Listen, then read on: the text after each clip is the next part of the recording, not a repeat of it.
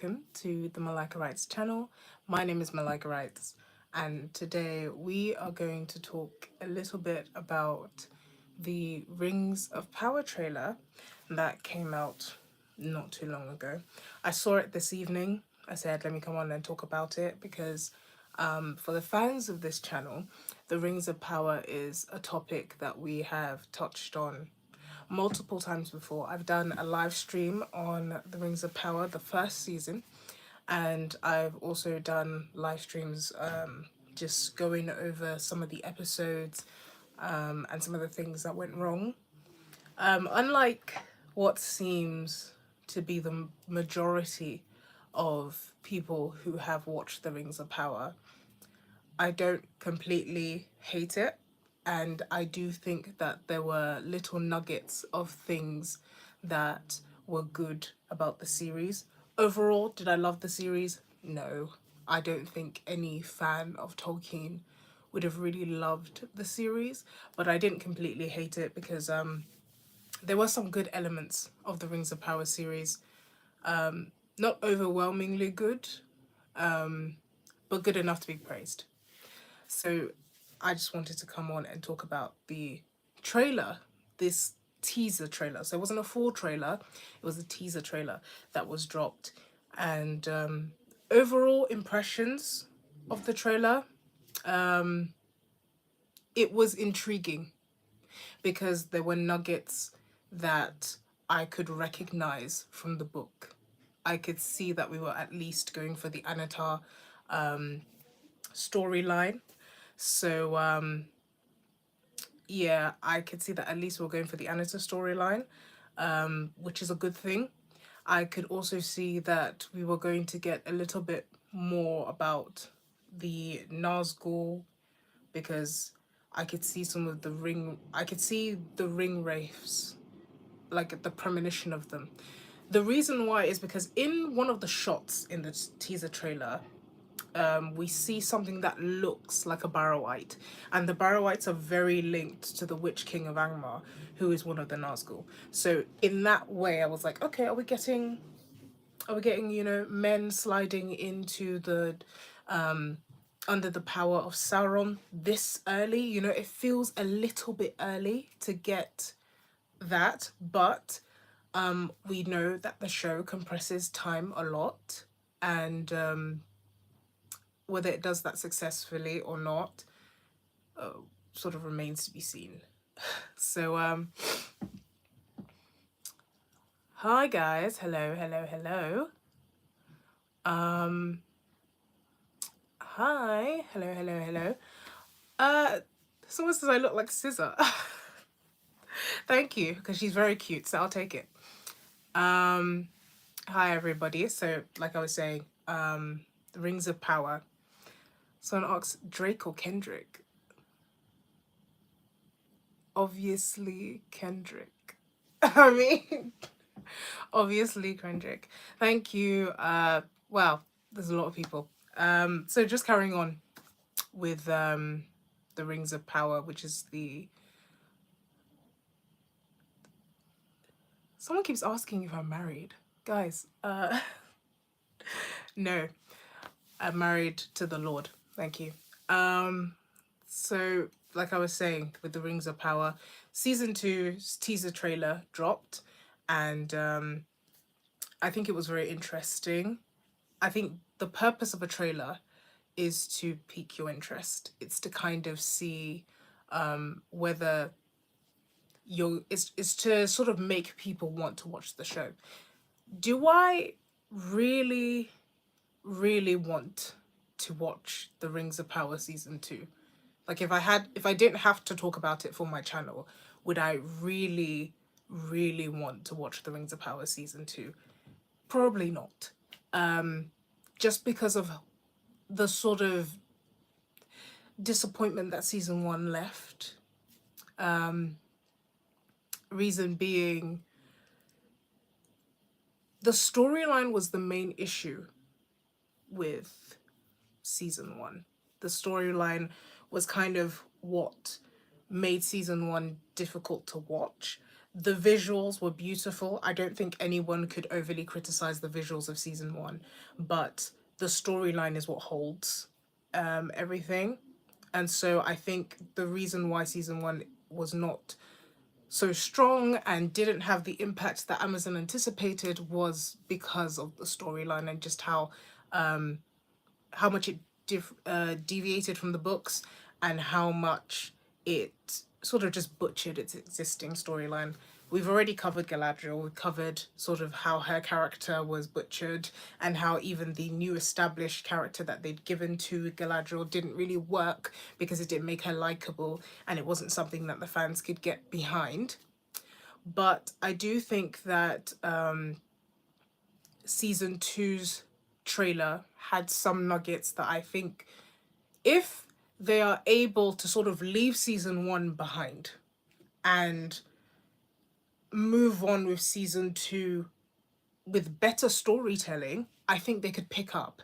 I don't think the show is wholly lost. I know a lot of people disagree with me, but I don't think the show is wholly lost. I think that it could definitely pick up if the storyline got better. If this, a lot of the comments are just quite some way, but if the storyline decided to pick up, then yeah, and if the writers learned anything from the feedback of season one, then we will have a good season two. So that's my overall opinion. Because it's only a teaser trailer, there's not too much to talk about. You know, there are people who have done a way better breakdown in terms of all the individual things that they've noticed. And I do want to give you guys a chance to sort of view it for yourself and then kind of come back and we can discuss it. But that's my overall take. That it wouldn't be enough to encourage maybe the most staunch of the Lord of the Rings fans to view it after the disaster that was season one. However, if you're sort of just a casual fan and looking for entertainment, I do think that season two's teaser trailer is interesting enough to maybe get your attention. So yeah, that's my opinion basically on the Lord of the Rings teaser trailer. So let's go to the comments a bit. Little Kev, what is all this yapping about? Well, you know, this is a show that deals with dark academia. And yeah, thank you, Duck Deity. We're talking about a trailer. Someone's already answered the question for me, so thank you very much. Good evening, Newcastle. Wow, it's beautiful. I've always wanted to go up to Newcastle, so good evening. So yeah, Little Kev, I hope that answered your question, that we are just talking about Lord of the Rings and quite light-hearted stuff. Nothing too political on this channel. I do not cover politics at all. So yes, what are we talking about next? Because it has been quite... It's been quite a quiet week in terms of media, in terms of like films and what has been interesting and what has good evening double A from the mystery machine no less. But yeah, it's been quite a quiet week. I did hear some rumors that Velma was coming back for season two. Now, for those of you who don't know, Velma was the sort of Scooby-Doo spin-off that was crafted from the mind of Mindy Kaling. And it wasn't a success. A lot of people who watched the show really disliked it. They felt as if it sort of ruined the tradition of the Scooby-Doo characters. Double A says, yeah, it's already out. So yeah, the season two of Velma is already out. No, Double A, it's not right up my street. I don't find a lot of crude humor funny, so it wouldn't really appeal to me.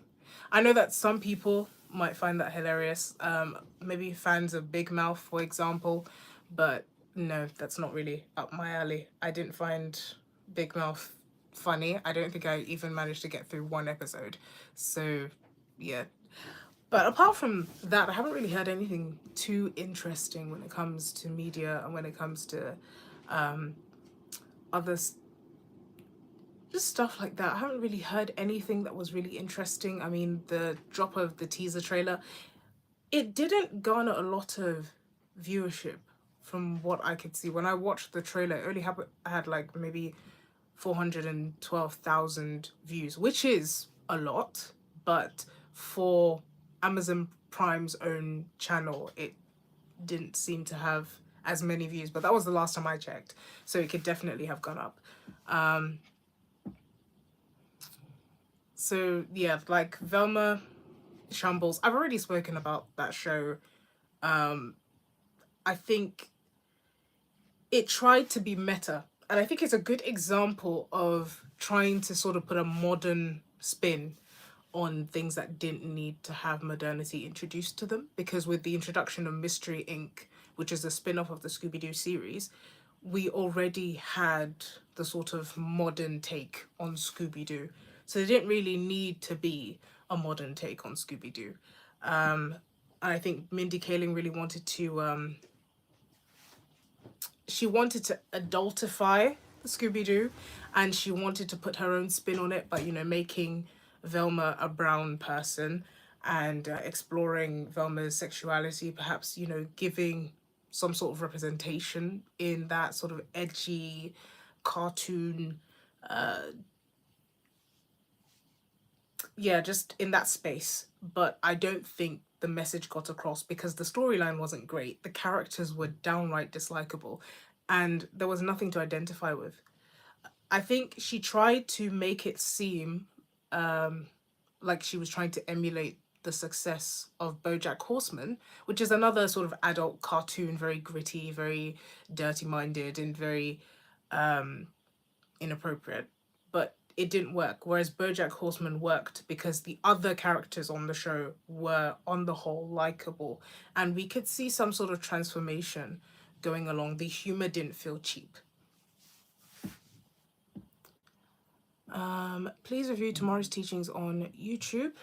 Okay, I will check it out and possibly make a video about it, or just come on a live and ramble about it, or just yap about it in your words. So we'll see what that is. But guys, tell me what books you're reading, because I have started going through the Game of Thrones series again. And it's been interesting because I'm reading it with someone else. So we're sort of buddy reading. I'm one book ahead. So at the moment, I am on A Clash of Kings. So it coming back to the books was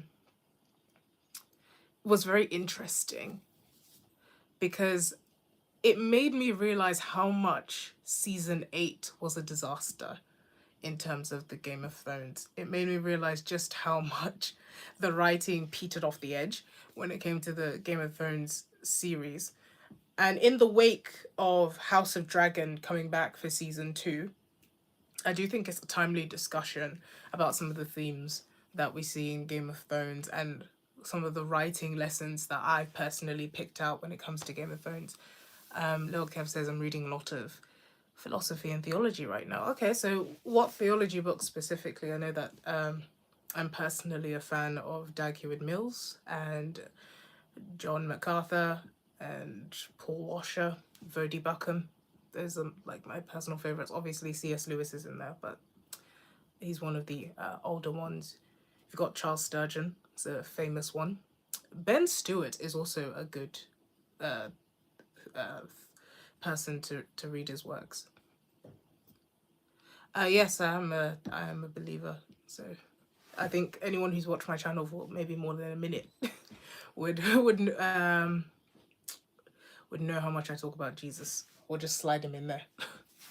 But so yeah, like I was talking about, lessons on that I've sort of picked out of the Game of Thrones. Power dynamics are so brilliantly done in the Game of Thrones. I don't really think I have seen anyone tackle power dynamics as well as George R.R. Martin within the fantasy context. In the sort of just historical fiction context, Hilary Mantel was brilliant at it. If you read Wolf Hall or the Wolf Hall series, she does a brilliant job of talking about power dynamics, and it's really subtle too. It's so familial. Like, it comes across in the everyday interactions of people. It's just so well woven into her story. But in the fantasy context, which is what this channel mostly covers anyway, George R. R. Martin is really one of the best people that I've seen cover the power dynamics between royalty and peasant, and just the court, and the way that he manages to weave everything in. It's such an interesting read, and it makes me think back to the series where the interaction between Tyrion and Cersei was always one of like my favorite things to read, because Cersei is quite unhinged. She's even more unhinged in the books than she is in the series. The series tames her in a sense. She's still crazy in the series, but the series sort of tames her, makes her slightly more reasonable, really pushes to the forefront the love of her children so that we can kind of see her perspective. Whereas in the books, her thoughts are crazy. For example, one of the changes that occurs in the books, in the series, that I think was good for the series is Cersei and Robert's child. So in the book, Cersei deliberately kills her child with Robert, but in the series, the child dies of sort of natural causes. Well, not natural causes, but the child passes away, and it doesn't really have too much to do with Cersei. And she does grieve the child in her own way, and it makes her more human. It's a point of vulnerability. We really get to see what her character is like, and the fact that she doesn't hate children, and she has a soft spot for children. And her interaction with Sansa also further goes to sort of emulate that, even though she is kind of cruel to Sansa. But there is a, there is just a general sympathy for children. Whereas in the books, Cersei is downright cruel. So as Double A pointed out, I did miss his comments. So I'm just going to go back up and address that. Reading some cabaret books recently. Oh, what titles have you been reading?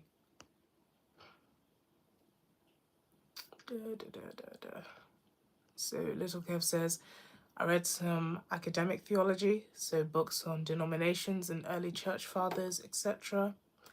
That's good. Let's see.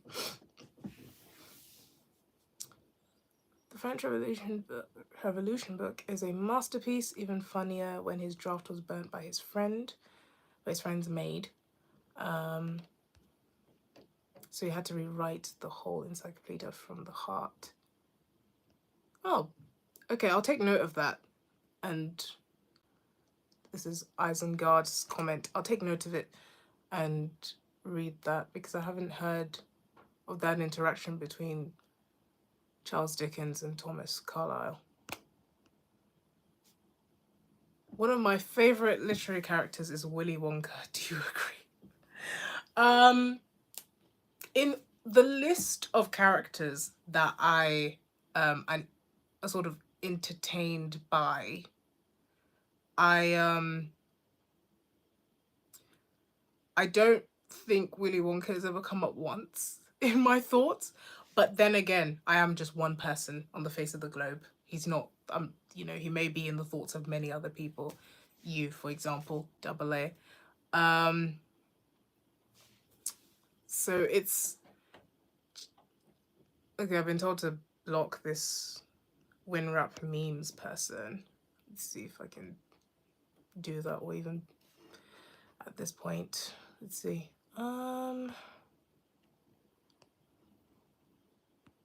Yeah, I'm aware that they keep spamming the chat, but I am recording on my phone. Well, I'm doing a live on my phone, so all the functions are not so clearly laid out in front of me.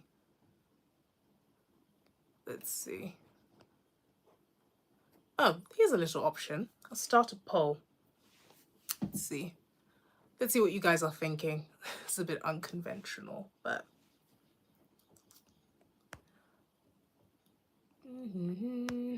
What would...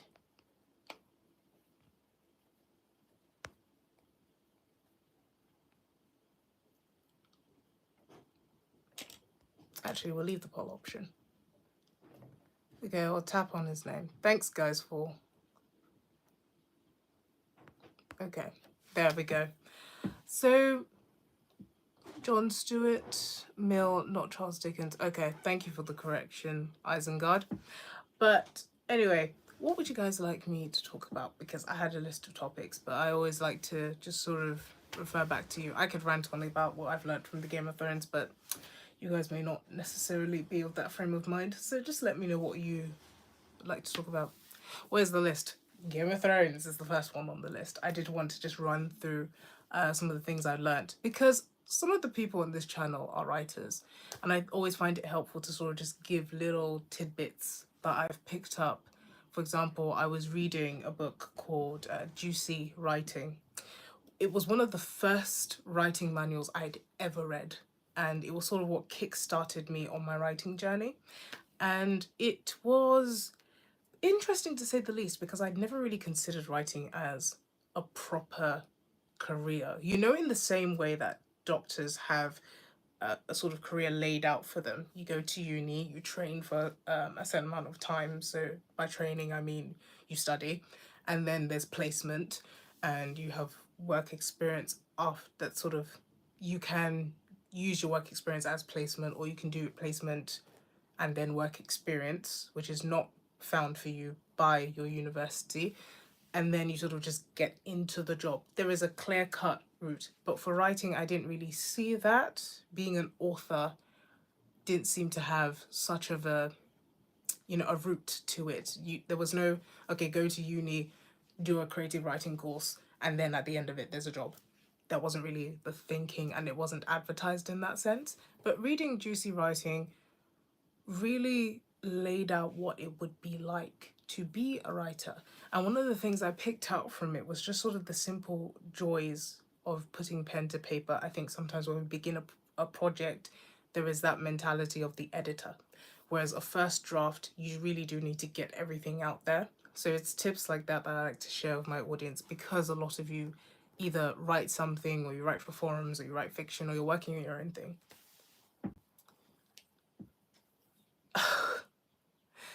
Okay, Double A came with a very interesting one. It's definitely something I've never covered on this channel before.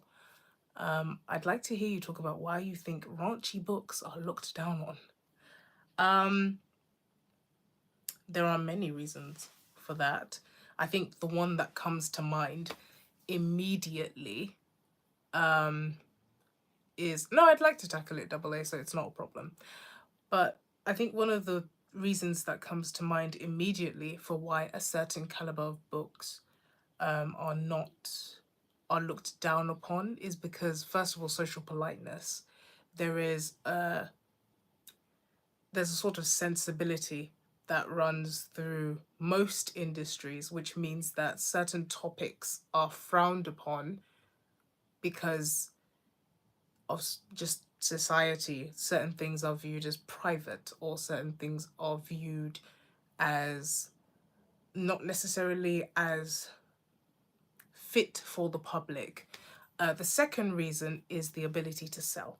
Now, just like with a lot of other industries, when something has a particularly raunchy appeal, hi Nessa, when something has a particularly raunchy appeal to it, it doesn't do well with people who want to invest their money. A lot of banks don't work with certain companies that market a certain type of content. A lot of companies don't also work with companies that work with certain content. And so for that very reason, when we have books that feature certain content, they fall under a certain category because of sensibilities, because of discomfort working with that business, or, you know, just, yeah, generally. What are the chances of that? Someone with your surname? Yeah. What are the chances of that? But yeah, so that's two of the main reasons why they're frowned upon. You have, first of all, social sensibilities, which is we don't talk about certain things in public, and certain things are viewed as private and not sensible discussion. And so when we look at books which the primary function of a story is to entertain. And so how entertaining is your raunchy topic? It's going to appeal to a very niche crowd, you know? So the potential monetary gain from that is low. That being said, we do have a rise in spicy books, especially in YA fiction, and it does have a significant enough backlash because it's viewed as inappropriate. And is it how much of it is actually art as it is just vulgar, so that there's that line to cross. And that's why for the most part raunchy books are looked down on, because is it art or is it just straight up vulgarity?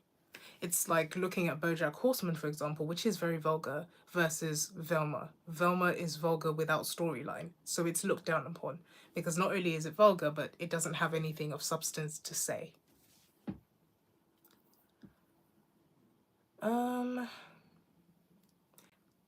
No, I did not see a film called The Lesson.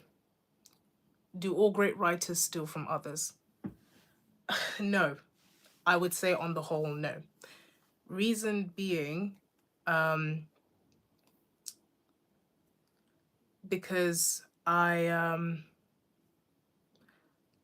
think there's a certain amount of creative license, and you see this a lot when you come to copyright law. For any lawyers here, back me up on this. I have a few friends who are lawyers, so, and even when I was studying, there was a copyright module, so we sort of had to learn about this, about what is copyright and what counts as yours and what is your creative, what belongs to you and what can be used by other people, and how you can patent that, and why certain books go into the public domain after 70 years and things like that. So I think finding similarities between great writers is not necessarily the presence of theft.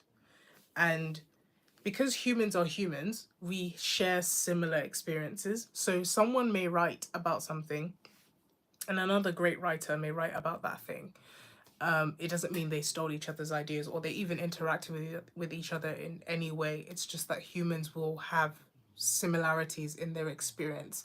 And writers are observers by the nature of their trade. So they will observe things that are common amongst humans in life, and therefore ideas get spread around. Also, writers are readers. Well, good writers anyway are readers, and so they'll read other people's works and they'll get inspired by it. Inspiration doesn't necessarily mean theft. So I wouldn't say it's correct to say that great writers, especially all great writers, steal from others.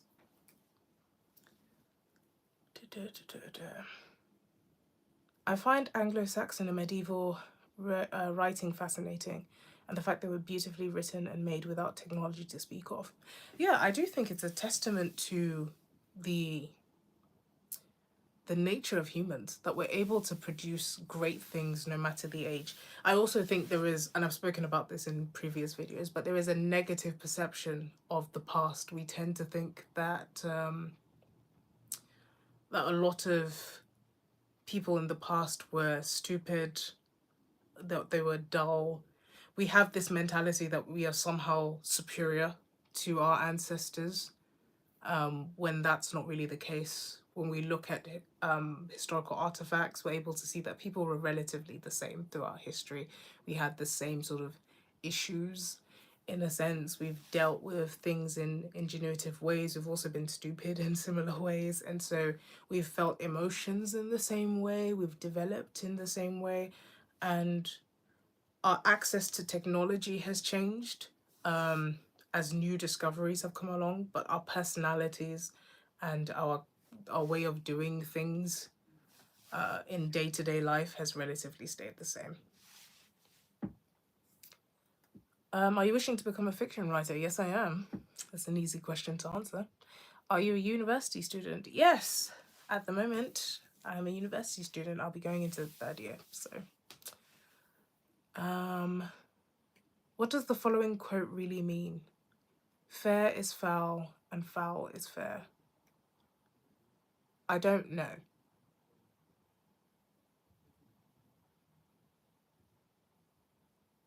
I don't know. And it feels incomplete. It feels like there's a context to that quote that's missing. Because I think if you were to give it in its full context, then it would make more sense. But just giving it like that is, I don't know, it doesn't make as much sense to me because it could mean a lot of things. It could mean a lot of things depending on the context in which you use it. So no, I don't really know what you think it means. But what do you think it means? Um People were definitely smart in the past. Just look at King Solomon. Yep, and many other examples. We have hundreds of examples of ingenuity in the past. And I think history is one of the most fascinating studies in the world. When you look at how people just how people live their lives, I think some of the most fascinating things with history is when you find just normal everyday things. Like you find a letter between friends. I remember going to Bath, which is a city here in England, and very funnily, that's where you find the Roman baths. So we went there, and a lot of Roman baths were connected to some sort of temple. So we could see the complaints that people left. Some guy's cloak was stolen as he was in the bath. You had another guy who was laying a curse on the person who had stolen his pouch of gold coins. It was so funny because it's like this sounds like someone in the modern day would write it. You know, some guy was complaining, is like, oh my god, I've lost this is my third cloak this week. And I was like, oh my gosh, that's such a funny complaint because that sounds like a, a, a person who could have lived down the street and just lost their coat for the third time in Peckham or something. And it was fascinating. I loved the experience. I love traveling around just generally around, whether that's England or Europe or wherever I am, um, and finding out the history of that place and finding out how the people lived and how that's translated and what traditions have been kept and what has been discarded. You know, like some great traditions have been discarded, namely child sacrifice. um, in a lot of places has been discarded, but unfortunately in some parts of the world we still have things like that. So yeah, it's so fascinating how humans have just gone through history generation to generation. Is Barlaman Butterbeer a role model for all Tolkien readers of someone who's an everyday person, no warrior or burden carrier or member of a company?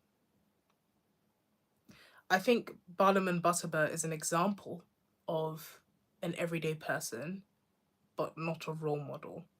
Because a role model, by nature of being a role model, has to be exemplary. And Barlaman Butterbeer is not an exemplary human being.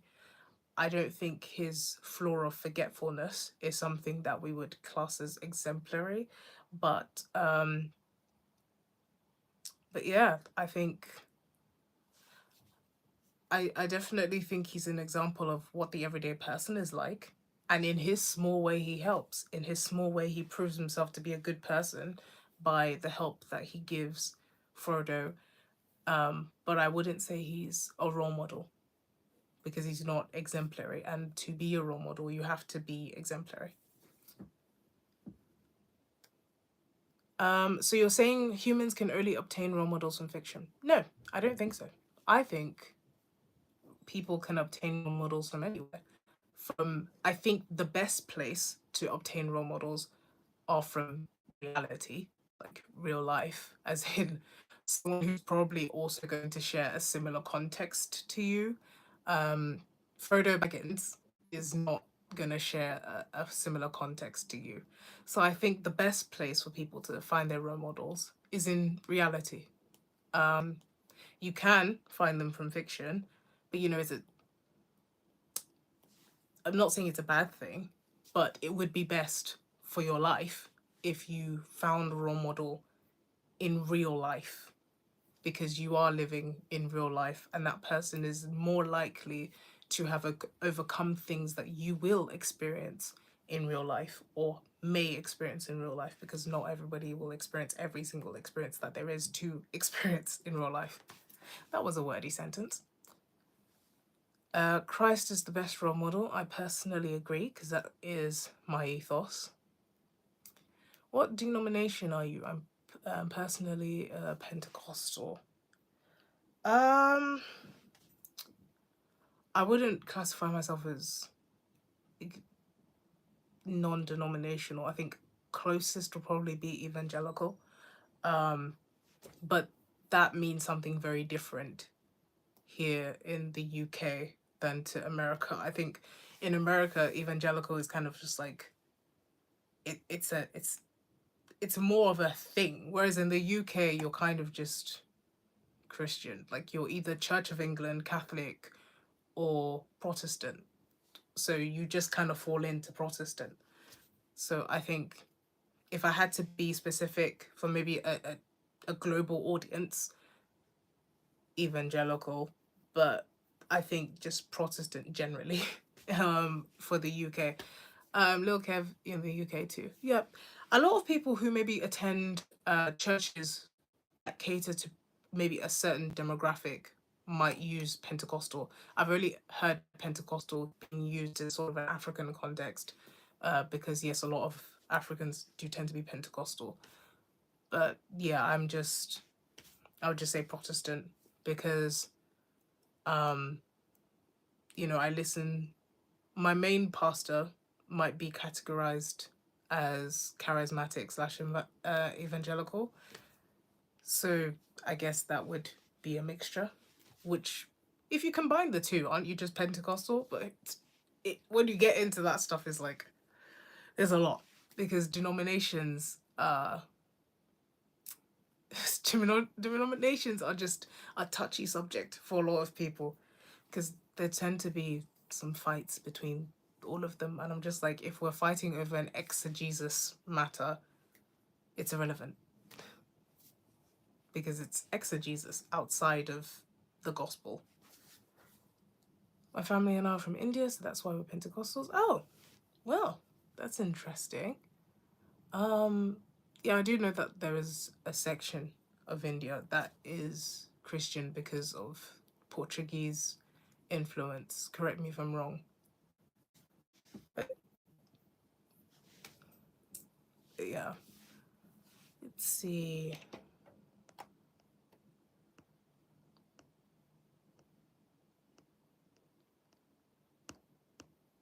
Oh, okay, so I was correct.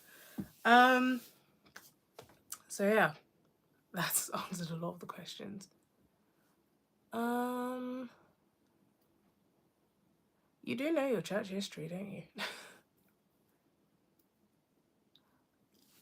What comment did I miss, double A? Because I'm scrolling back up and okay, so let's see.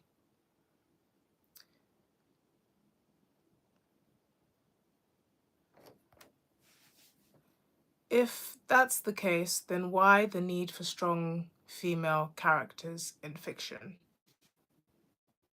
I'm just debating with you. Don't cancel me. um, I'm not really in a position to cancel you, double A. But yeah, even if I was, I wouldn't. I don't see the need. Hi, Callum. But why is there a need for strong female characters? The same reason there's a need for strong male characters in fiction. Same reason there's a need for good characters in fiction. Same reason there's a need for well-written characters in fiction.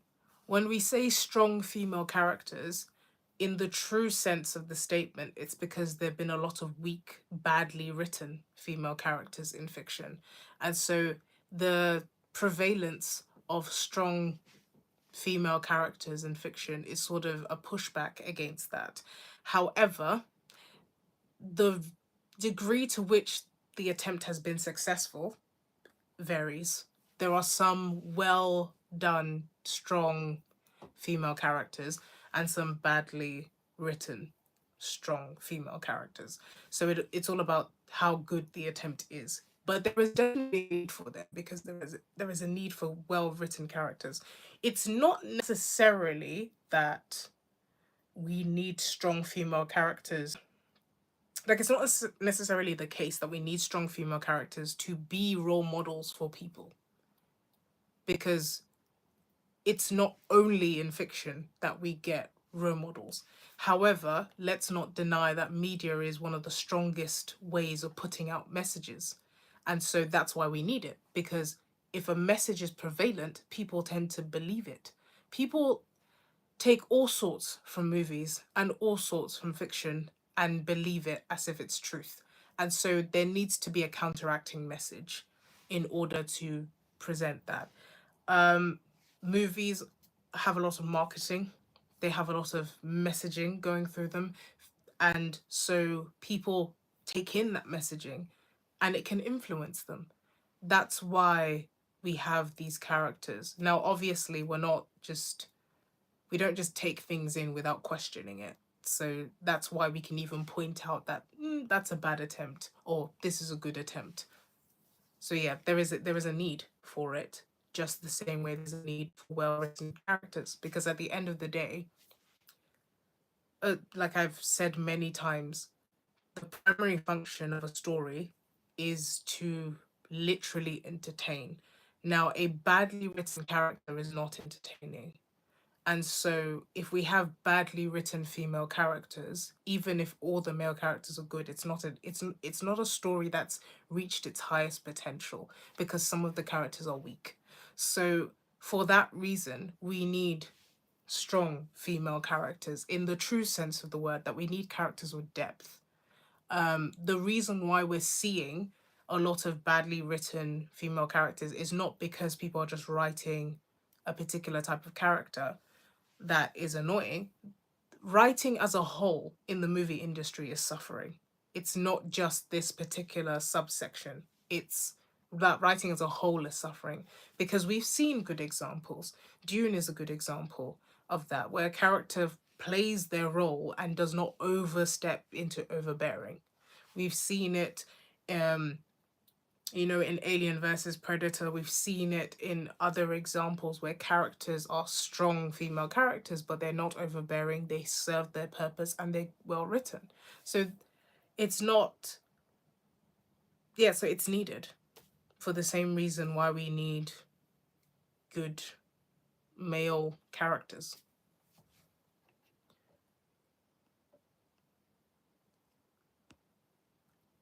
Do, do, do, do, do.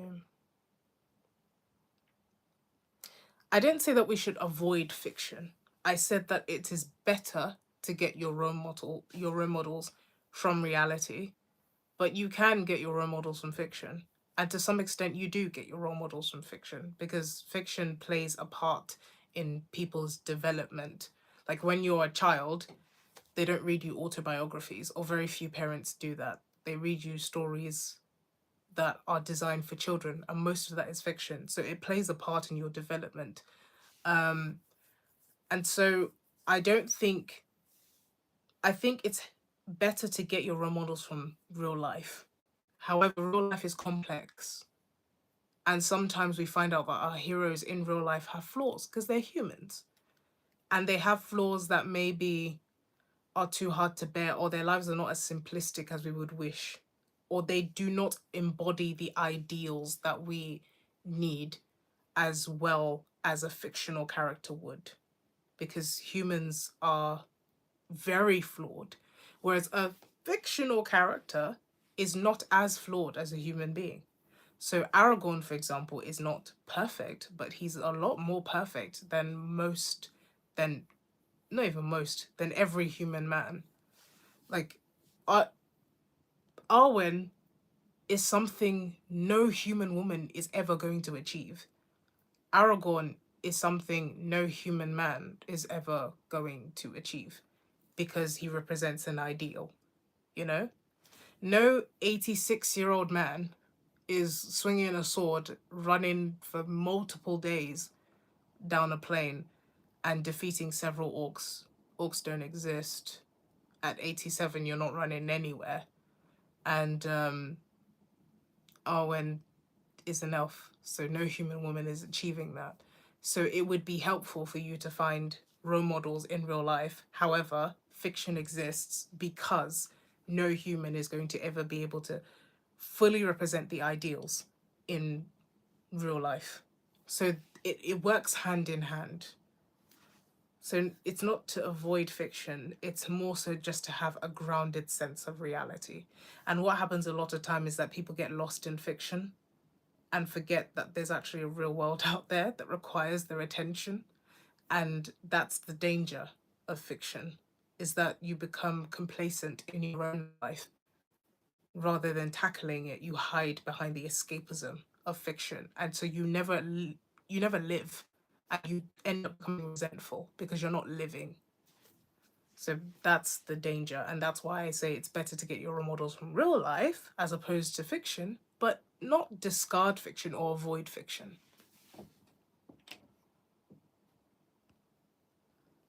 Okay, let's see. What do you think of female superheroes? Do you look up to them? No. Uh, do I look up to female superheroes? No, I'm 24. Of course I don't look up to female superheroes. But when I was younger, when I was a child, I looked at female figures in the movies and looked up to them. Of course I did. I was a child. So yeah, I did look up to them once upon a time. Do I look up to them now? Of course not. You know, we grow up. So yeah, no, I don't look up to them now. But when I was a kid, yeah, I really liked. I remember watching the 2005 Halle Berry Catwoman. A lot of people hate that movie. Sue me. I loved the movie. I still love the movie. And she was amazing. Like, she was amazing in a camp way. Like, the movie is camp. It's not the best movie, but the soundtrack was peak 2020. Like, not 2020, like 2000s. It was peak 2000s. And the aesthetic, the fashion, the just everything came together in such a camp way. It was an iconic cult classic. Okay, it was a bad movie that was so bad, like it was good. If you were a comic book puritan, you probably hated the movie. But if you were just a little girl or an early teenager like I was when I watched the movie, and or preteen is the term, and you saw Halle Berry go from this shy, walked over, she's not really got too much going for her, she's suddenly given superpowers. She can stand up for herself now. She's cool, she's sleek. And the music is giving scandalous and peak 2000s. Oh, it was a masterpiece for a preteen. It was a masterpiece. And nobody can convince me any different, because have you seen Halle Berry? My connection seems to be toying with me. But like I was saying, at some point, I think everybody looked up to a superhero or fictional character. But as you grow older, I think it's healthy to sort of step out of that and, you know, realize that you're living in the real world, and maybe find some real people to be like, I would love to be like this person, because this person has integrity, they stick to their ethos, they remind me of the qualities that are good. They have flaws, but on the whole, this person tries to do the right thing. I think that's healthy, because there is a time and place for fiction to be like your main thing, and there is a time and place for reality to be your main thing. So that's kind of my argument.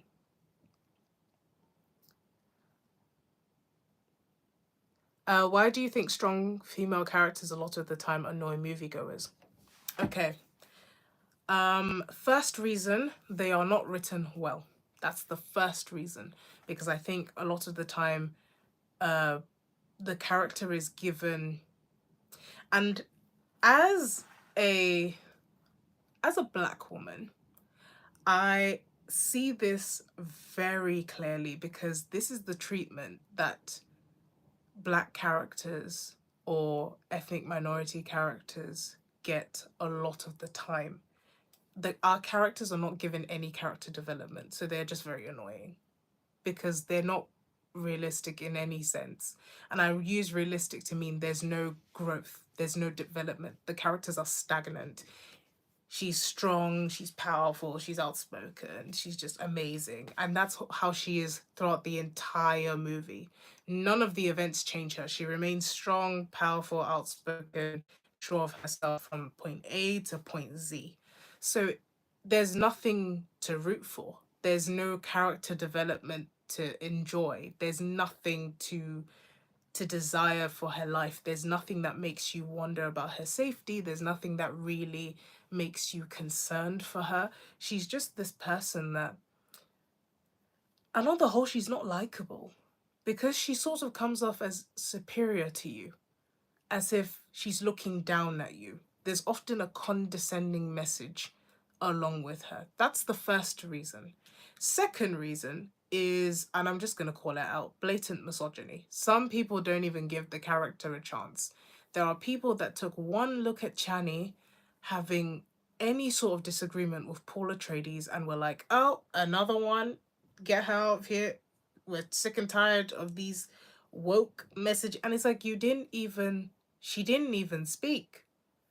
You didn't even give her a chance to speak.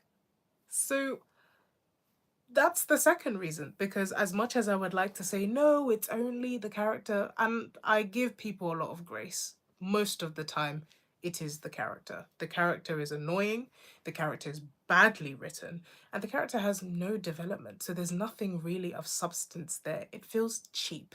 And as a Black person who sees this done to a lot of Black characters, trust me, I am aware. But number two, and because it's a very strong reason, a lot of people are just prejudiced. A lot of people are either racist or just misogynist when it comes to this particular issue, because they don't give the character a chance. They're first to jump on the bandwagon. There's something to be said for having a badly written character, but if you use this particular character as your thumbnail all the time, even when there's nothing bad to say about them, you know the crowd you're trying to draw in. Like, let's just be so for real. You know who you're trying to draw in. You know what opinion you're trying to provoke. Let's be so for real. We're not children. So those are two reasons why people hate particular characters or hate the strong female character. Terrible effort on the writer's part and personal bias. Those are the two main reasons.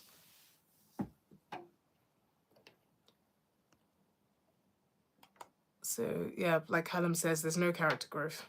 They haven't earned any empowerment. So actual strong female characters overcome and also embrace actual feminine strengths of nurture and empathy. Now, I think this is something I've always wanted to come back to, because I think the femininity conversation is incomplete.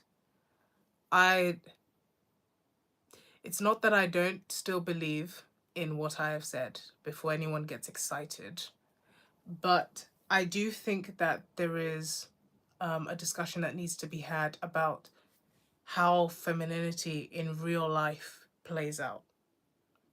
And this is a discussion that I think I am sort of in the correct position to have.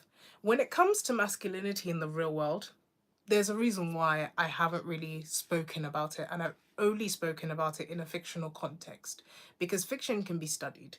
Fiction has a completion. You can follow one character literally from his birth or his starting point to his death or his ending point. So it's easy to see the trajectory, plot it out, analyze it, and dish it out. Now, when you bring that in, there's only so much I can analyze. Like, I can take a human figure and sort of analyze his life, but the unique perspective of a man is something that I will never have. I can only talk about it from the outside looking in. Now, the perspective of a woman is something that I was born into. And so there is a conversation about femininity in reality that needs to be had, because I see a lot of comments um, that sort of highlight that there is a partial understanding of femininity in actuality, um, and a very subpar understanding of how femininity plays out in real life, and how some of these attributes of femininity are actually actualized in reality. So yeah, that's a pending video because, and I'm gonna do my best to plan that out well, because I do think it's something that requires a lot of thought. I think it's something that requires careful deliberation in the same way that I did with all of my planned videos. They were all things that I spent a long time sort of deliberating over, because they're very sensitive topics. Masculinity is something that a lot of people tussle with. Like, you have young boys who are obviously trying to figure out what it is and how to be masculine, and how masculine, and they're struggling with how masculinity is perceived in the real world. In the same vein, you have young girls who are trying to perceive what femininity is and how to exercise that in the real world. And they're also coming up against how it is exercised by actual people in the real world. And they're trying to decide whether they want to, whether that's real masculinity, fake masculinity, toxic masculinity, all these terms, young people are coming up and dealing with them. And so when I was putting out videos on these topics, I spent a lot of time thinking about it, um, deliberating about what characters to use, who I was going to talk about, how I was going to talk about it, because I also wanted to tell the truth, in the sense that tell something that I believe in, and tell something that I can stand on, because I like to think of myself as someone with integrity. So I didn't want to put up something that was pandering. I didn't want to put up something that sounded just like what everyone else was saying. And if there was a commonality between what I said and what other people were saying, it was because I believed that to be true, and not because other people were saying it. So yeah, all this to say, pending video on femininity, whenever I can edit again, because editing is such a doozy. So whenever I can edit again, there will be a video uploaded on femininity, and we will look at that. So yeah, thanks Callum for commenting that, because we went on a whole spiel there. I think Shaggy is a great role model. Tells us to enjoy life, always be positive, and be loyal to your friends.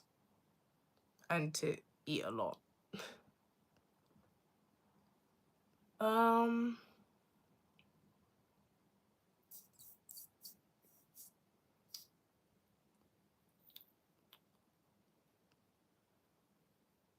yeah, camp movies can be hilarious. Van Helsing, oh my god, that's another movie I loved. I loved Van Helsing. The three brides in Van Helsing, interaction was on 10. Dungeons and Dragons, movies like that, yeah. Double A, you and I disagree a lot, so that's another thing that we'll have to disagree on.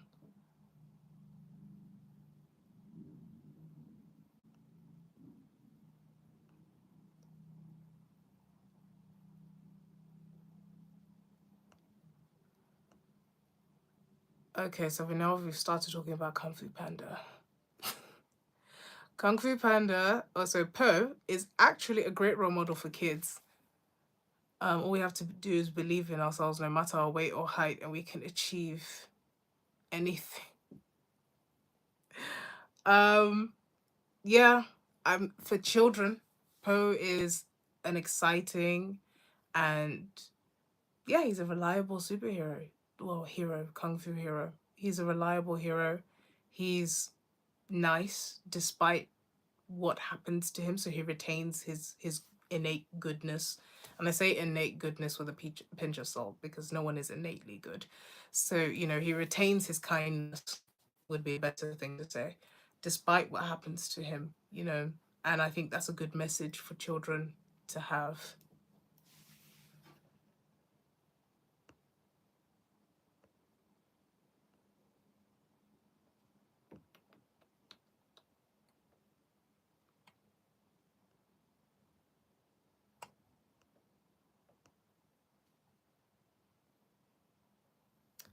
Modern society requires a lot of thought.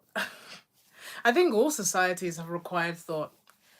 Um, for example, if you were a young man growing up in, I don't know, like rural Cameroon, for example, during colonialism, which we wouldn't classify as modern, you know, I think your life would have required a lot of thought because generally you were living in a time of genocide, and you were living in a time where you were constantly fighting for your right to be recognized as human and your right to be recognized as who you were.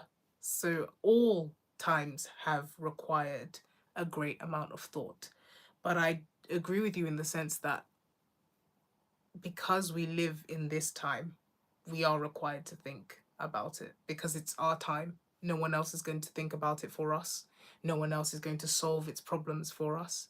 So, in that sense, yeah, it requires a great amount of thought, and it requires a great amount of its generation's thought.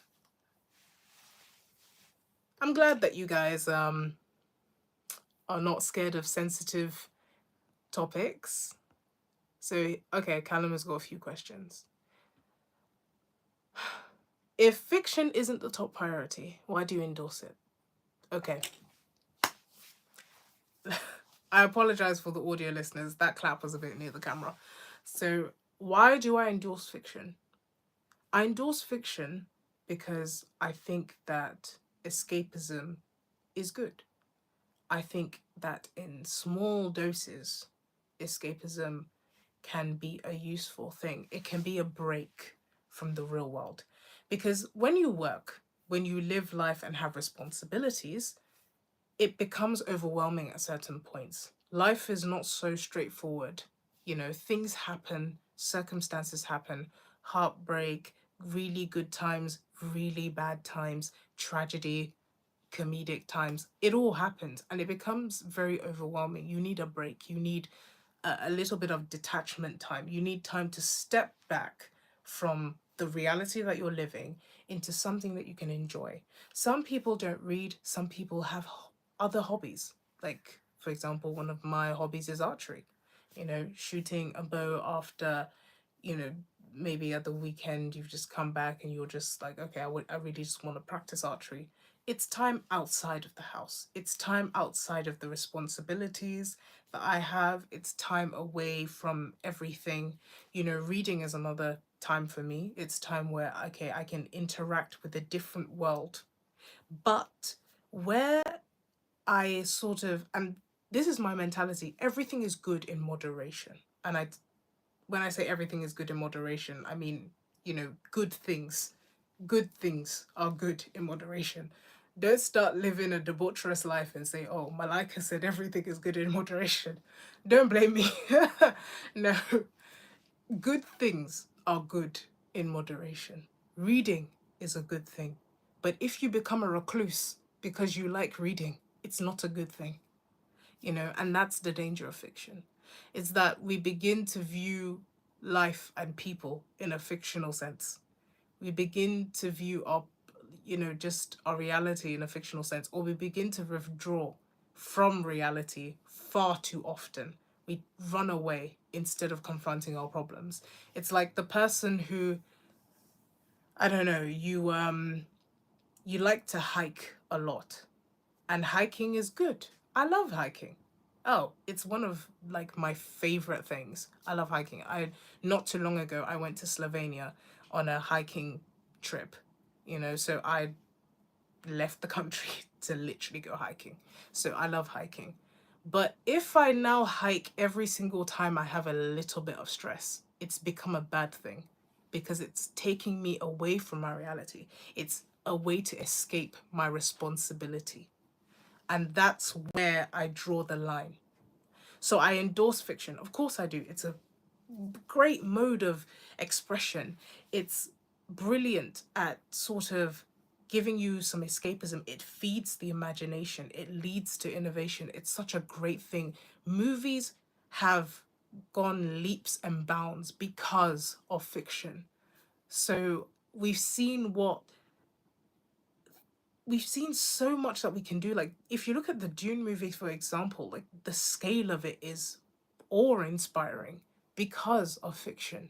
We're able to imagine more because of fiction, but that shouldn't interrupt real life. That shouldn't take you away from your responsibilities. And what I find with people is that escapism becomes dangerous because they overindulge. And that's why, even though I endorse it, I will always give a word of caution. That word of caution doesn't mean avoid. That word of caution doesn't mean it's not good for you. That word of caution means moderation. That word of caution means real life is out here waiting for you to tackle it. Like, don't be dreaming about the dragons in The Lord of the Rings, but your own dragon in real life is waiting for you to slay it, and you're running away to Frodo Baggins. He's not going to slay your dragons for you. Your job is waiting. Your education is waiting. Your bills are waiting. Don't run away into your comfort story. Face your dragons. It's good to take a break. It's good to have some time to relax.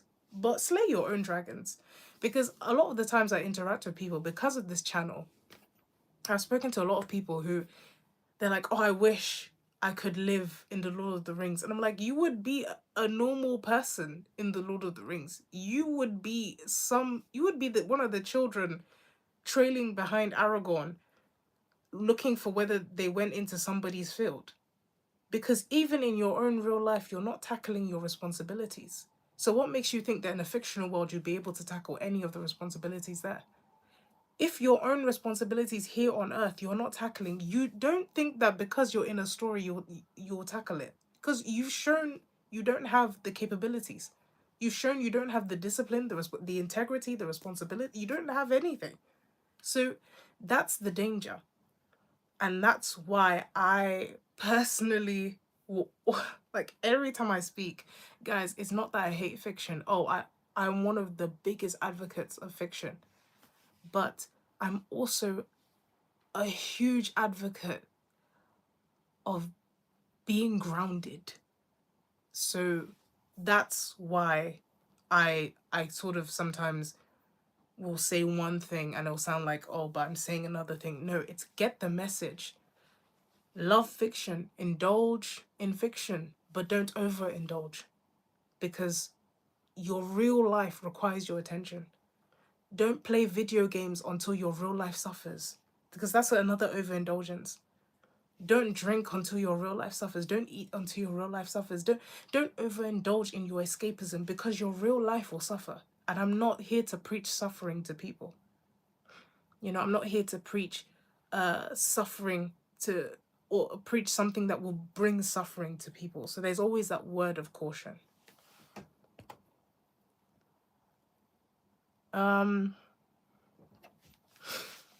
If I wrote, so the second question is, if I wrote a strong female character, how would I approach the task? Okay. I really didn't learn my lesson from the last video where I brought water, and for this one I didn't bring water. So I'm so thirsty.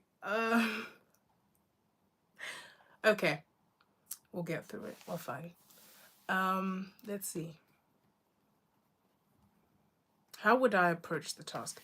First of all, if I had to write a character that is, let's take the prototype strong female character, you know, like the Hollywood one. If I'm gonna have an insufferable know-it-all for a character, I'm going to let you spend time with her when she's likable. So I'd begin the story with her at a time where she was likable. You know, I'd begin the story at a time where she wasn't so insufferable and show you how she got here. And then you at least will root for her in her current state. And then I would change her over time because remember, I said in the last. Did I say this in the last live stream? I can't be sure, but I'll say it now. Circumstances change people. Circumstances are stimuli and they provoke a reaction. So I wouldn't let my character remain unchanged when something has happened. In a story is not real life.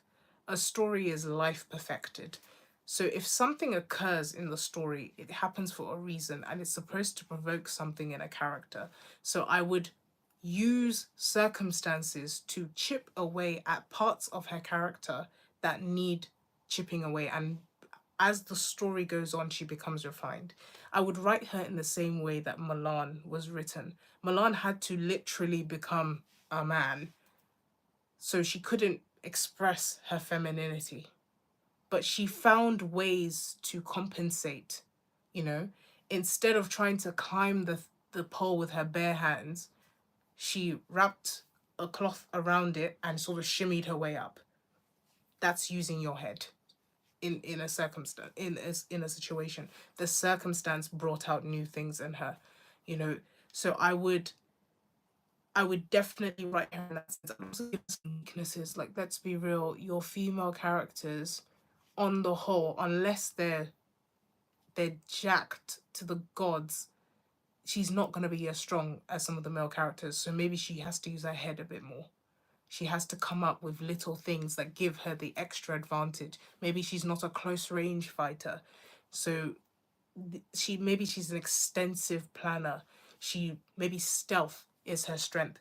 All of these things that are strengths but are not, like, I've just gender swapped a male character, you know, because that takes away the nuance of having a female character in the first place. So that's how, those are just some of the brief ways that I would approach it if I had to write like a prototype strong female character.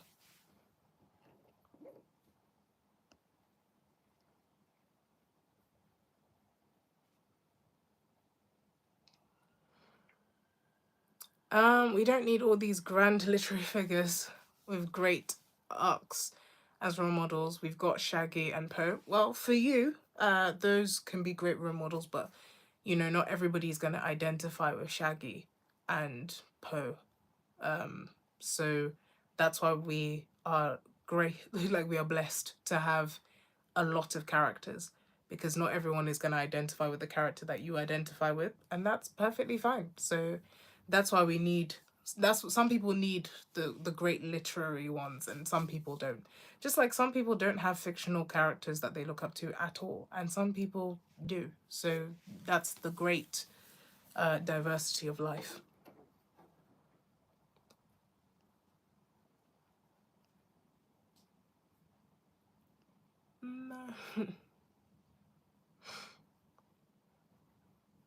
Okay, so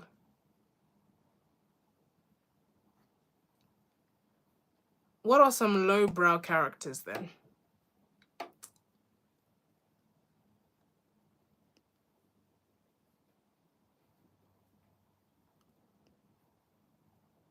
What are some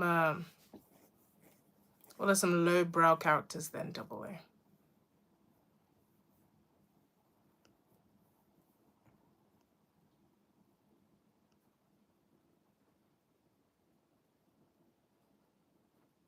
Okay. Any advice on confronting your real life and not running away to escapism? Have a plan.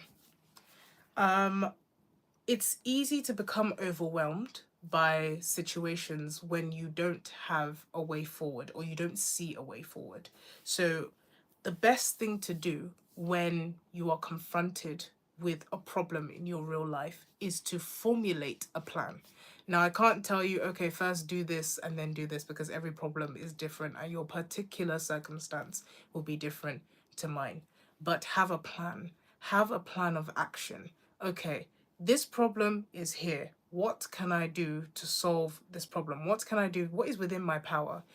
If the problem is a financial one, make a budget.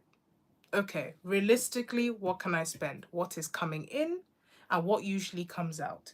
Are there things that I can cut in order to have a spare fiver at the end of the month? That is a plan.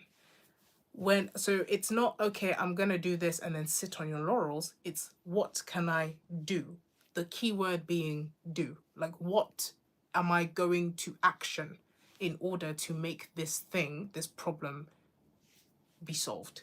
So, like I said, if the plan's financial, make a budget. Figure out what's coming in. Do a complete itinerary list of what is coming in and what goes out and how much do I have at the end of it. It may mean that you need to start updating your CV and look for another job. That is also a plan of action. Because if you do a budget, and I'm using the financial one as an example, if you do a budget and you realize that no matter what I cut out, there is not going to be anything left at the end of the month, it means that your salary is too low. And so that means, okay, what do? I need to go back to my CV. Do I need to maybe go on Open University or some other free university and do a short course in order to get a certificate that I can add to my CV? Maybe that's your plan of action. You change your CV around, you apply to more things, you clean up your LinkedIn, you get a slightly higher paying job. You know, you cut out certain unnecessary things, unnecessary subscriptions, unnecessary habits. You're having a plan will give you the peace of mind, and it will also give you steps towards your destination. That is one of the best ways about confronting your real life. It's a practical way to confront real life, because escapism comes when you don't see any other way out. So you retreat into your safety zone. Your safety zone may be your favorite book. It may be your gambling addiction. It could be drinking. It could be eating. So when you have a plan, you are less inclined to run away from your problems because there is a way to tackle it and you've come up with that way, which is your plan. So that's my best advice. What if real life involves working to make stories to inspire other people? Okay. Working to inspire other people is a side gig in terms of your real life. Because your real life, you don't stop living because you're working on something. You don't stop having responsibilities because you're working on a book. That's your side mission. That's like your thing that you do to give back. Your real life is the things that pertain to you. When I say your real life, I mean your day-to-day responsibilities. I mean the things that you are responsible for. Tackle those things. Because working to inspire other people is not your responsibility. Like it's if you don't do it, somebody else will. It's not your responsibility. So it cannot be used as an excuse. And that's not to say that it's not important. It's a good aspiration, it's a good goal. But if your bills are not paid, no one's going to give you a clap on the shoulder for being like, yeah, but he was writing a book to help people. If you're homeless, the book you never wrote to help people is not going to do anything for you. So that's what I mean by escapism, because work can become, something that we run away from our responsibilities from. That's why I said every good thing in moderation. You need to prioritize. You need to think like an adult. Like, what is a sensible thing? You need to be prudent. So that's what I always try to advocate for.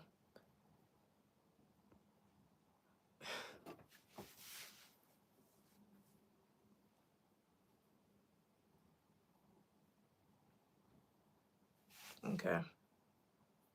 Lee Child, oh my god, yes, he is a really good writer. I've read what did I read? King of Torts, which was, I think, either his breakout book. I'm not sure if it was his breakout book, but it was one of his early ones, and oh my god, it was magnificent. So yeah, he is a great writer. Double A asks, would you say men that avoid having a family to avoid responsibility is weak?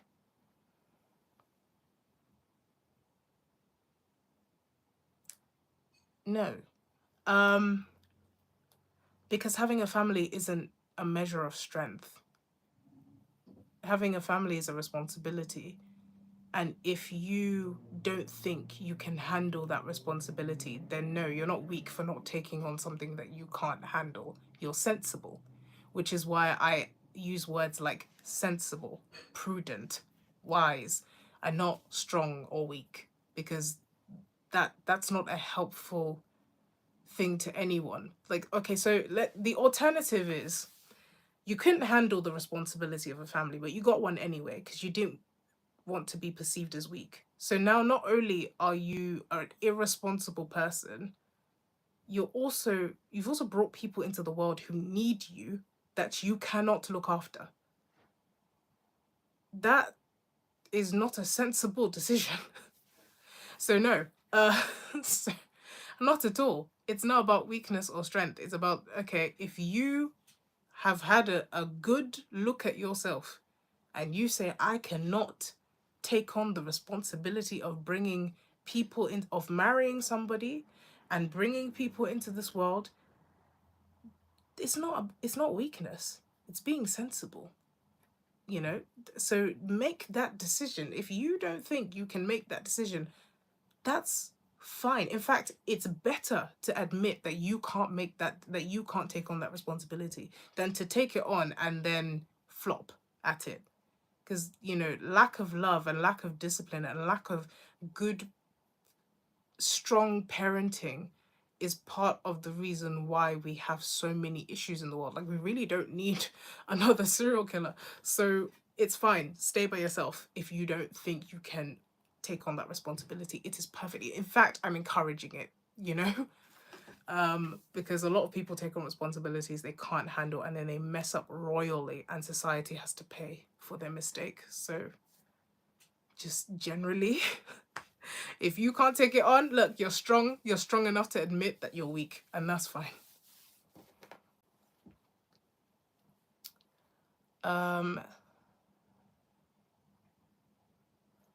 Isn't the whole combination of masculinity meant to be providing for a family? Because who else can? So a man that avoids family due to fear of responsibility is not wasting their masculine traits that they were born with. No, because you can serve your community in other ways. Not everyone is called to marriage, like Callum said. Not everybody is called to be married. Not everyone is called to have children. You're not wasting your masculinity if you don't have children, because masculinity, like I've explained before, is about your character and the way that you move in the world. You should be a masculine person before a wife or children even enter the equation. Like, you should have integrity before you get married. Marriage doesn't suddenly just produce integrity. You know, like, marriage, I'm not saying that you're talking about yourself, double A. I'm just answering your question. But yeah, you don't waste your masculinity because you're not married. You should be a masculine person. You know, you should be displaying the attributes of masculinity before any of this stuff enters your life. You know, you should have integrity. You should be disciplined. You should be a good person to your community. Because even before you have your own family, you have people who are related to you. And if you can't be good to them, then what makes you think you'll be good to the one that you've created? You know, you should display all the traits of masculinity before. You know, you should show, like we said, integrity, that noble sense of character. Marriage doesn't produce those things. So no, you wouldn't be wasting your masculinity if you don't have children. It's fine.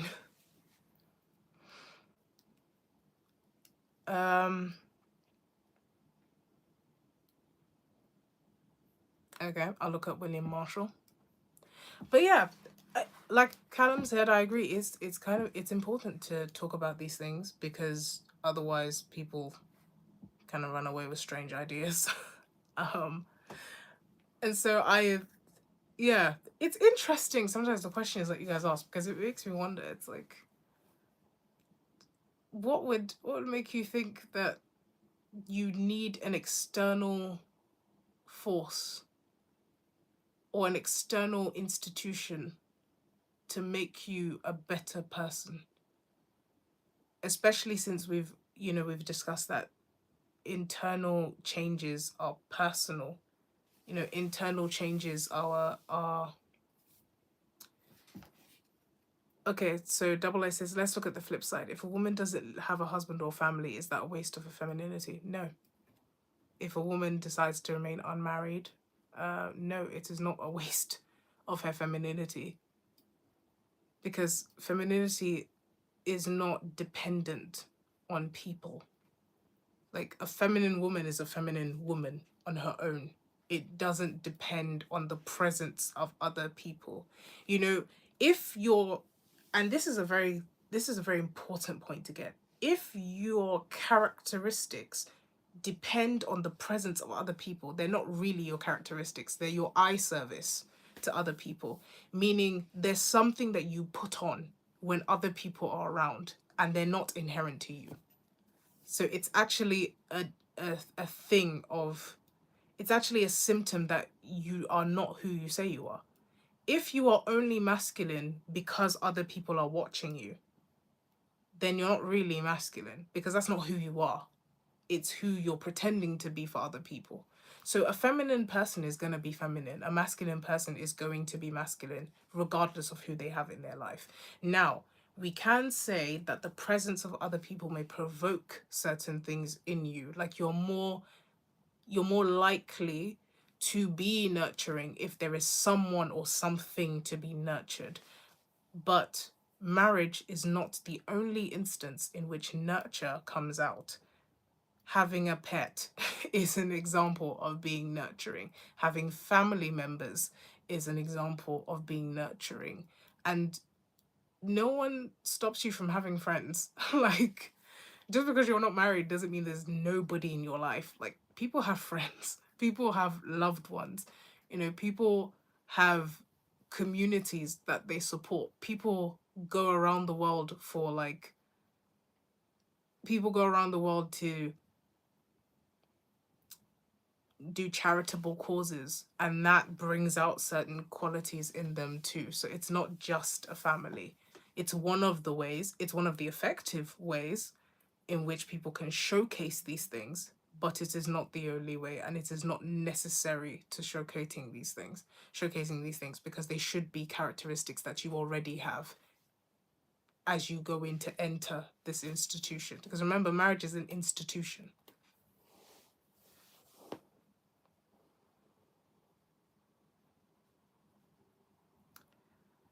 Okay, in single parents, what do you think the absence of masculinity or femininity in the home can lead to in the children?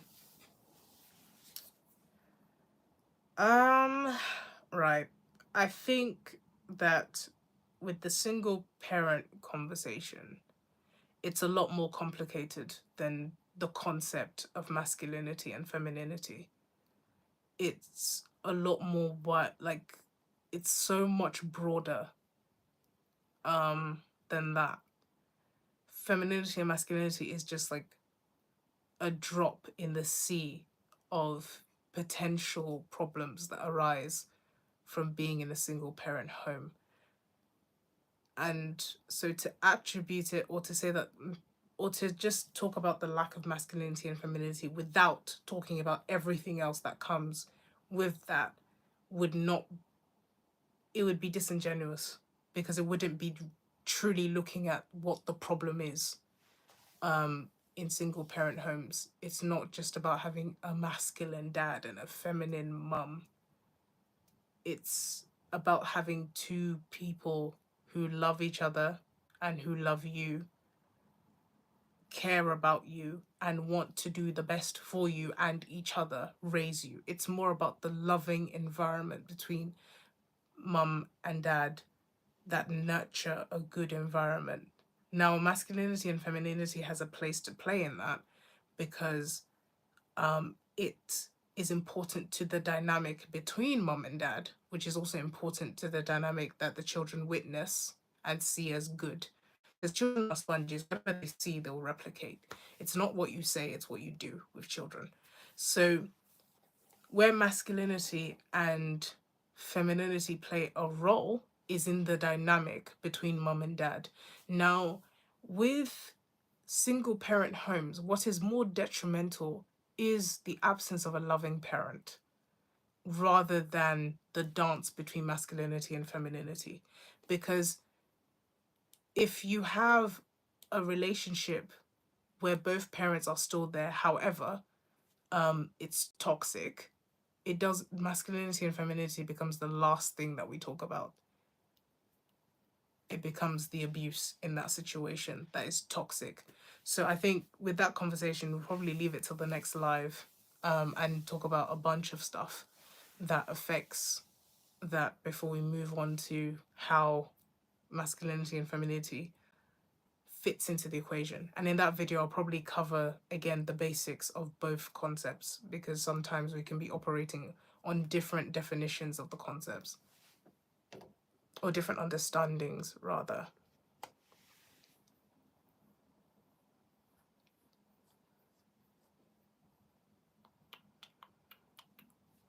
Does marriage and kids really change a man's mind? And are they ever the same free-going person they once were?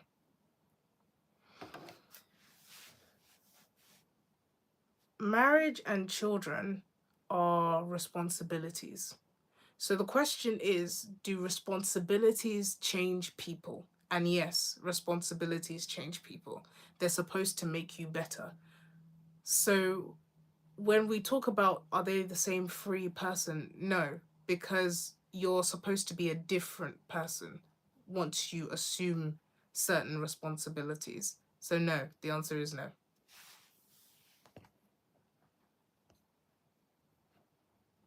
Would you say parents retrieve their freedom once they're elderly and their children and their kids are in their 20s? No, because your kids never truly leave. Once you become a parent, you're a parent. So you never go back to being a single person. You're a parent. It doesn't matter whether you're an old person now. You're a parent. By the grace, you'll be a grandparent. So no, you never truly go back to that state. And it would actually be detrimental to wish that you got back to the state you were in. It's a new state, it's a new thing, because you're still a parent. You just don't have as much, your children are just not as dependent, but you're still their parent. And if you're a good parent, they will still depend on you for like maybe emotional advice. They'll still value what you say. They will still honor you. They will still treat you with that respect. They will still look to you for wisdom if you've been a good parent. So you never stop being a parent once you've become one. So no, you don't ever get back the freedom you once had, but you become something new. And the responsibility should have changed you to the point that you're no longer longing for that freedom. Because hopefully, you know, it was a choice that you made willingly. So, you know, let's just hope.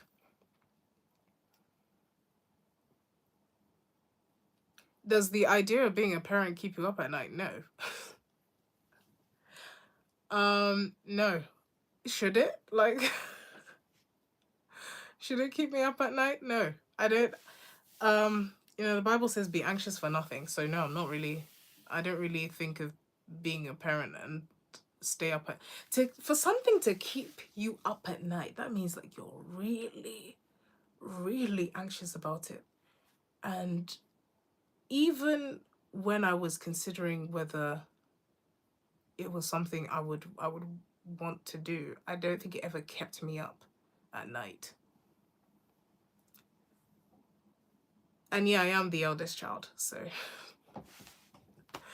it is what it is. You know, it would be interesting to unpack why you find it so terrifying.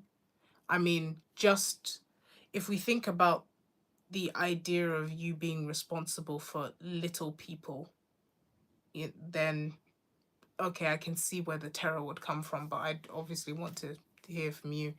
Oh, and you're also the youngest. I have aunties who have no kids and in their 40s and it's free as a bit, but that's the life I want to live. Then go for it. Like, I don't know what you want me to say.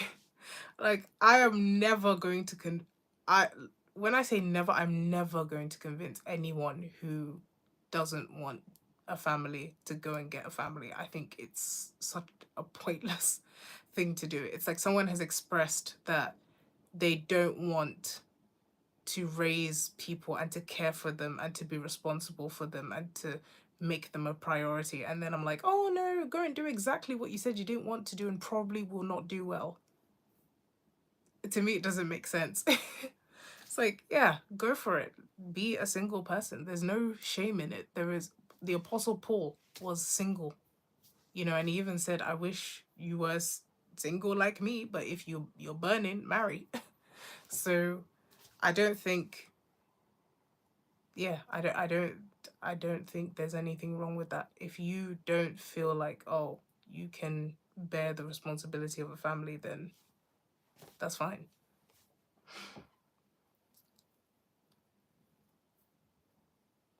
Is it meant for God's creatures to not be single?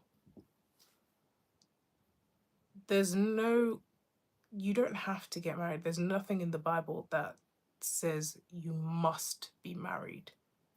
You know, we have Paul who preached to the Gentiles who was unmarried. We have verses that say some are eunuchs, some were made eunuchs by circumstances, some were eunuchs from their mother's womb. So it's not it's not a must. It's recommended because um you know, the Bible doesn't allow fornication. So it's recommended because it's very unlikely that you won't fornicate if you don't have a partner who you're married to. But if you can control yourself, then that's fine. Like, you know, God doesn't force you to get married. It's fine. Like, you don't have to get married at all. We have, I don't think marriage should be made an idol of, to the point where you feel like your masculinity or you feel like your value as a person is determined by marriage. I think that applies for all people, men and women. Like, nobody's value should be determined by whether they're married or not. So yeah.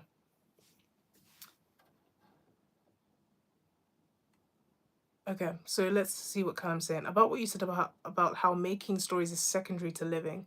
The top priority should be supporting others and for specific people spreading the gospel.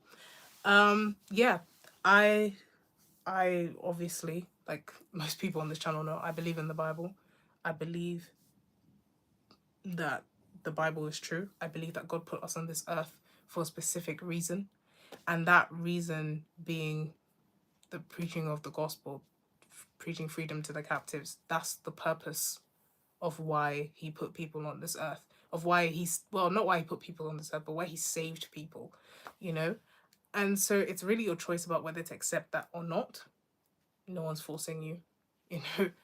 Um, and but it's my ethos, is what I believe in, is what I govern my life by.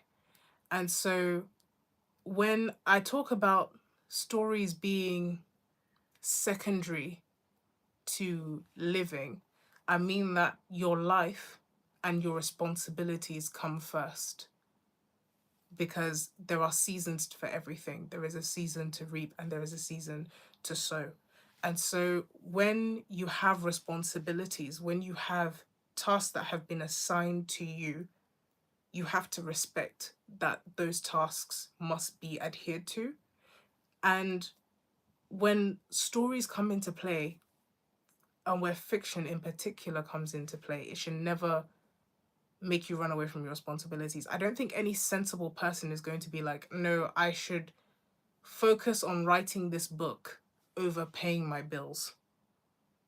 I don't think that's a sensible thing to do. Like, there is this verse that says, get wisdom, and with wisdom, get understanding.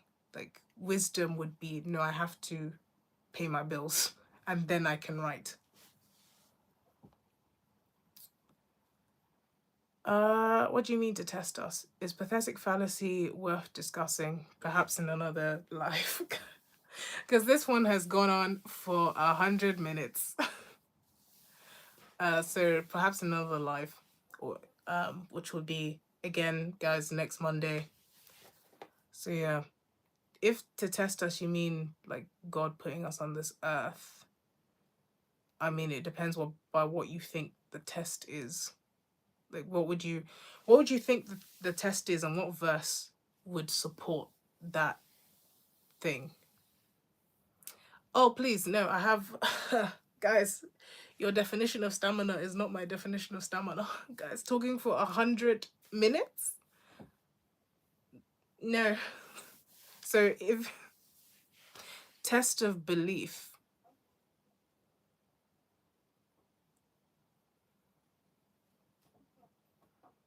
I think there are specific instances in which God tests us, but that's only if you've accepted Him. Like, He's not going to test you if you don't even know Him, because you don't have a relationship for Him to go, okay, this is the test. So I don't think, and because the whole of humanity doesn't know Him, no, being put here on earth is not a test of belief.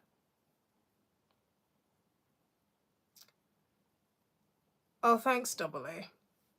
I read a lot about it from much wiser people than I, so I think that's probably why I know a lot about it. You know, I don't agree with everything they say. I observe. I'm blessed to have my dad and to have my brother, who I bully a lot. I'm joking. But I'm blessed to have family members, cousins, you know, a lot of male cousins. But I'm blessed to have a lot of people around me. So I'm gonna answer this final question because it's very funny. Don't take this the wrong way. Are you quite a masculine woman? I mean, it depends on who you ask. It depends on who you ask. If you're asking me, which you are, no. But I mean, not everyone gets to know me very well. I mean, if you see me cycling or doing archery or lifting weights, you may not think, oh, this is the most feminine of women. You know, you may not, if you see me lifting weights, you're not gonna think, oh yeah, you know what? She's so dainty and feminine. No. But if you see me with my siblings or with my friends or my loved ones, it's a different story, because those are the people who get the heart of me. Those are the people who get my love and get my affection. So it depends on who you ask. I wouldn't say I'm a masculine woman, because my how I look at femininity is through my mother and my grandmother and my great grandmother, who was a very strong woman, a very beautiful and very strong woman. And I look at the author and finisher of it all, the Bible. I look at the Proverbs 31 woman and how she went about her life. And I think my mum is the definition of the Proverbs 31 woman. And she's very strong, but she's also very feminine. So those are the women I look at, the women who worked and the women who um, were strong through circumstances and whose strength came from the Lord. And so that's what I define as femininity. It's not the it's not the dainty, can't do anything for herself woman who is just completely reliant on a man to save her, because those were just not the examples I had growing up, and that's not what my Bible tells me. So yeah, by what I believe to be true, I would define myself as a feminine woman. But not everybody works by the scripture. So I can't be feminine to everyone. Some people think unless you're baking in a kitchen, looking like Nara Smith, then you're not, then you're feminine. So I don't know. Note to writers: femininity is not daintiness, it's nurturing endurance. I couldn't have put it better. Yeah, I think that's what it is. I think it's the ability to remain compassionate, to remain nurturing, to remain somebody who can be life-giving in the midst of hardship and struggle. That is what femininity is. It's retaining the ability to be life-giving even when there is suffering. So yeah. Guys, I'm gonna end it here. Double A, you and Diana. But yeah, I'm gonna end it here. Thank you so much, guys, for watching this live stream. It has been long, and I will try to remember water next time. I always forget this, but I will try to remember water. I always remember like halfway through the stream and I'm like, Jesus, I should have brought water. But yeah, thank you so much. Double A says, next live stream, I'm going to ask you about the nerd stereotype and what pertains to it. Oh, that would be very interesting. I'm waiting for that question. Thanks, Double A. But anyway, let's end the stream. Thank you so much for watching. I hope you guys have a lovely evening. This has been the Malaika Writes channel. See ya.